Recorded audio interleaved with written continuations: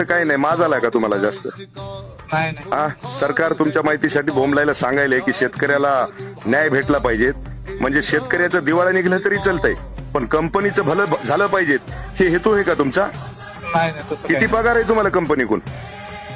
हा, म्हणजे हे असं केल्याच्या नंतर तुम्हाला कंपनी डबल पगार देते का? नाही तसं काही नाही. नाही तसं काय नाही, तर मग कसं काय आहे? शेतकऱ्याला घोडे लावून टाकायचेत का आपल्याला? शेतकरी कोठालचा ठेवायचा नाही का?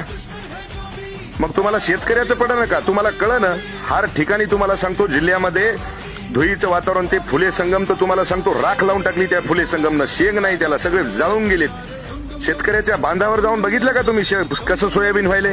हो पाहिलं पाहिलं. अरे 2चा आणि 3चा उतार त्या शेतकऱ्याला यायलाय, आणि तुम्हाला सांगतो की तुमची कंपनी, कोणती कंपनी आहे तुमची, ती कंपनी नाकारते की शेतकऱ्याचं नुकसान नाही म्हणून.